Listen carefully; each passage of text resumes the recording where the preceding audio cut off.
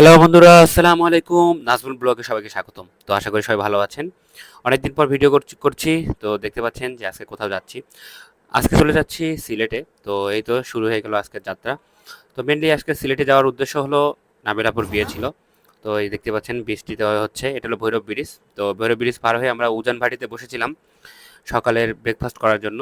তো ব্রেকফাস্টে আমরা সাধারণত খিচুড়ি খেয়েছি। তো এখানে আমাদের ফ্যামিলি মেম্বার ছিল। তো সবাই খিচুড়ি খেতে ব্যস্ত। তো এর মধ্যেই সবাই আর কি বলে উঠলো যে ব্লগিং করার জন্য। তো এই তো শুরু করে দিলাম। তো দেখতে থাকুন আজকে কিভাবে আমরা সিলেট যাই। তো এখান থেকেই শুরু বেসিক্যালি। তো আমরা এই যে উদানভাটি থেকে বের হলাম। তো ততক্ষণে বৃষ্টি পড়ছিল।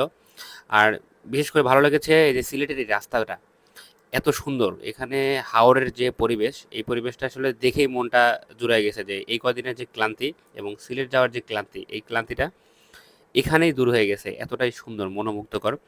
আমরা ব্রাহ্মণবাড়িয়া থেকে প্রবেশ করার পথেই এই জায়গাটি পড়ে। তো এটা আসলে ব্রাহ্মণবাড়িয়া শেষ এবং মৌলভীবাজার শুরু। তো হবিগঞ্জ চলে আসছিল এর মধ্যেই। তো আমরা হবিগঞ্জের যে চৌরাস্তা আছে সেই চৌরাস্তার মধ্যেই আমরা দাঁড়িয়েছিলাম। সেখানে বৃষ্টি এসেছিল এবং চাপ ছিল। বিষয়টা হলো বৃষ্টি অনেক, এই যে দেখতেছেন বৃষ্টি পড়তেছে। আর এই যে এর মধ্যে আমরা এখন আছি হবিগঞ্জ মৌলভীবাজারের যে চত্বরটা আছে ওই পাশ দিয়ে চলে যায়, এই পাশে চলে যায় মৌলভীবাজার হবিগঞ্জের দিকে। আর আমরা এই পাশে চলে যাবো সিলেট।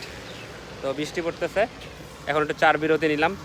তো আমাদের কিছুক্ষণ চা ব্রেকের পর আসলে আমরা আবারও রওনা হয়ে যাই। তো এখানকার চার বিশেষত ছিল চার সাথে চাউলের মুড়ি। তো তারপরে আমরা রওনা হয়ে গেলাম।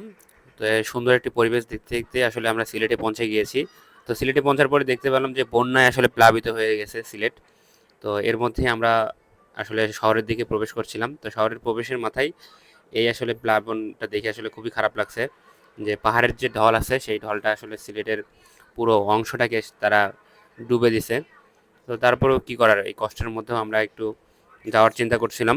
তো ততক্ষণে আমরা সিলেট পৌঁছে যাই এবং সেখানে যে কমিউনিটি সেন্টার আছে সেই কমিউনিটি সেন্টারে গিয়েছি। সেখানে দেখতে পাচ্ছি ওয়াসিফ এবং নাবিলের বিয়ে। তো এখানে আমরা প্রবেশ করার পর তো এই যে আমরা এসে এবং খেতে বসেছি। তো আমাদের সাথে বর এবং কনে দুইজনই বসেছে। সাথে ছিল পরিবারের লোকজন, এই যে ওয়াসিফ ভাই এবং নাবিলা আপু। তো খাওয়া দাওয়া শেষ করলাম। খাওয়া দাওয়া শেষ করে এখন ছবি তুলতে ব্যস্ত ছিলাম। তো এই যে ওদের দুইজনের সাথে ছবি তুলতেছিলাম এবং গল্প করতেছিলাম, কথা বলতেছিলাম। তো ওরা সাথে ভিডিও করতেছিলাম। তো ভালো লেগেছে। তো আল্লাহ তাআলা তাদের যে দাম্পত্য জীবন সুখের করুক। সবাই ভালো থাকবেন, সুস্থ থাকবেন। আসসালামু আলাইকুম রহমতুল্লাহ।